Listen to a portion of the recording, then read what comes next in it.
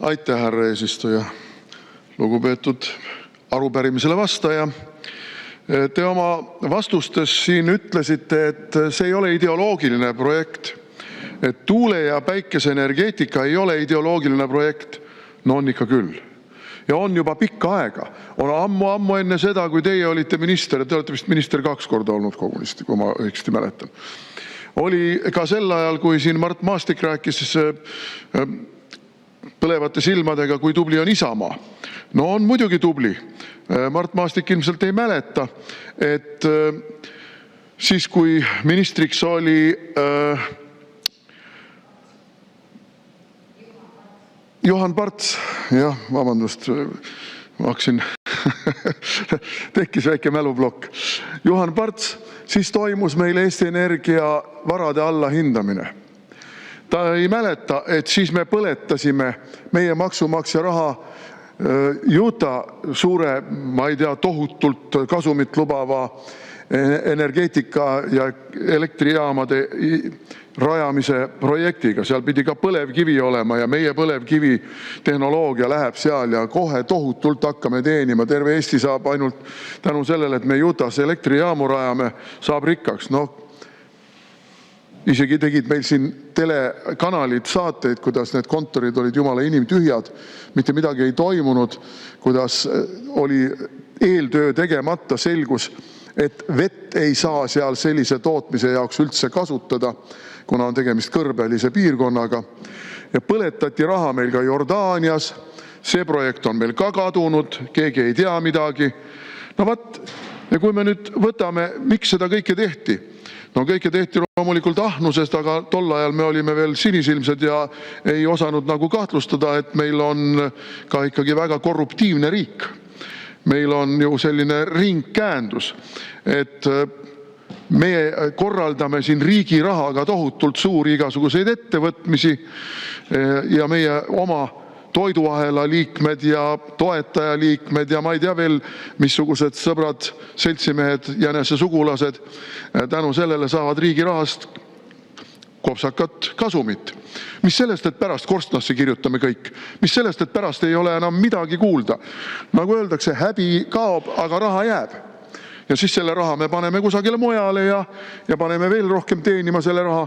Ja praegu ongi, kallis minister, selline lugu, et kui see ei ole ideoloogiline projekt, siis on see korruptiivne projekt. See tuule- ja päikesejaamade parkide rajamine, see on korruptiivne projekt. Sest kui siin juba praegu on juttu sellest, et Eesti Energia hakkab pankrotistuvaid tuuleparke kokku ostma, aga keegi on ju selle subsiidiumi raha saanud, et need pargid püsti panna. Ja maksumaksja saab topelt litaka. Ükskord on see maksumaksja maksnud subsiidiume. Ja nüüd see maksumaksja maksab pankrotti läinud või lastud ja tihtipeale ju riiulifirmad on need olnud, kes neid asju on arendanud. Neile makstakse veel siis ka selle pankrotivara eest midagi. Ja me ei oska öelda, missuguse maksmise me siis veel saame. Ja te ütlete, et elektri hind ei ole tegelikult meil kallis.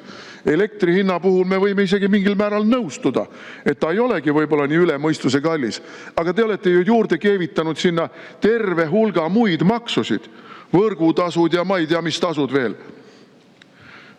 See kõik on ju ideoloogiline, sellepärast et tegelikult on meil olemas põlevkivi, on olemas oskusteave, on olemas tehnoloogia ja me võiksime toota nii palju, nii odavat elektrit, et me müüme seda lätlastele, müüme seda soomlastele, müüme seda võib-olla veel kuskile kaugemale, ehitame liinid välja Rootsi, kuhu iganes. Aga me ei tee seda. Selle asemel jaurame nende pagana elektri- ja tuuleparkidega. Ja ma tulin siia pulti tegelikult sellepärast, et tahtsin ümber lükata ka teie jutu sellest, kuidas, paluks lisaaega. 3 minutit lisaks. Kuidas see on julgeolekuliselt väga hea ja tähtis, et meil on hajutatud energiatootmine, et meil on need tuule- ja päikesepargid. No mina sõidan Läänemaa vahet praktiliselt üle päeviti. Ja näen, mismoodi seal Sunli või Sanli või kuidas seda peab nimetama, hääldama. Meil ju tänapäeval eesti keel on muutunud poolest saadik inglise keeleks, kahetsusväärselt. Rajab sinna väljade viisi päikeseparke.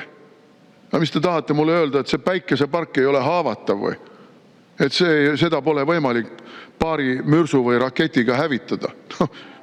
Lihtsalt teha. See on nipsu lastes. Pole üldse küsimust. Kui me julgeolekust räägime, siis tulen tagasi selle juurde, mida ma oma küsimuses ka küsisin. Sellisel juhul on meil tarvis mõelda hoopiski teistmoodi. Ja sellest on nüüd juba paarkümmend aastat möödas, kui ma käisin Austrias ja külastasin ühte hiigelsuurt kloostrit, kloostrikompleksi, ja oli nimestunud, et kogu see kolakas oli köetud. Munkasid ei olnud seal kuigi palju, võib-olla mingisugune paarkümmend tükki kogu selle hiigelkompleksi peale, aga kõik see oli köetud ja valgustatud. Ja ma küsisin, et kuidas te suudate seda kõike siin kütta ja valgustada. Aga meil on siin kõrval piimafarmid ja selle piimafarmi läga ja sõnnikuga on meil koostootmisjaam ja see annab kogu, seal väga suur see asula ei olnud. No, kui ma nüüd püüan võrrelda, võib-olla ütleme kuskil meie, võib-olla Pärnu Jaagupi taoline. Et kõik selle asula majad ja ka klooster on selle koostootmisjaama kütte ja valgustuse peal. Ja see on julgeolek. Sest kui me jagame ära mööda Eestit laiali neist koostootmisjaamad, aga ka hüdroelektrijaamad. Ja ma tuletan meelde, et ei olnud väga kauge see aeg. Minu lapsepõlves töötas veel väga palju kõikvõimalikke saeveskeid paisutatud jõgede peal ja muidu veskeid. Need on kõik praeguseks likvideeritud. Ja no meil on loomulikult roheline hullus. Kalad peavad kudema pääsema. No kalade kudemise probleem on ammu lahendatud. Sinna kõrvale tehakse väike kanal. Ja kalad saavad kudema. Pole üldse mingit probleemi. Aga need jaamad võiksid töötada ja kõik toota energiat. Jällegi minu nooruses oli selline poeet nimega Paul Haavaoks, kes kirjutas suure pika poeemi Järvesuu poiste brigaad. Sellest, kuidas Komsomoli löökehitusena seal Ahja kandis rajati üks väike hüdroelektrijaam. Ja kuidas siis lambid lõid põlema ja särama ümberkaudsetes majapidamistes. Et mõelda tuleb mitte selle peale, kuidas korruptiivselt Eesti maksumaksja raha jagada nendele, kes on osanud ennast rohelise ideoloogia raames just nagu tulevikuks projitseerida, vaid mõelda tuleb sellega, kuidas tegelikult lahendada soojuse, valguse ja julgeoleku probleeme. Ja ma julgen öelda, et meie, konservatiivid, oleme alati rõhutanud just nimelt neid aspekte. Aga nagu me teame, praegu te olete kõik väga kriitilised, et Trump teeb Gröönimaal seda, mida ta tahab ja Venezuelas seda, mida ta tahab. Aga te teete ju ise siin riigis täpselt seda sama. Aitäh, hea kolleeg. Sest teil on teie väitel rahva mandaat ja teil on nii suur ülekaal siin Riigikogus, et te surute kõik rumalused ja kahjulikud asjad läbi. Ja. Aitäh teile. No, ega meil siin väga tungi ei ole. Seda küll, aga siis tahavad teised samamoodi 30 sekundit kauem rääkida või minuti. Et selles on teema.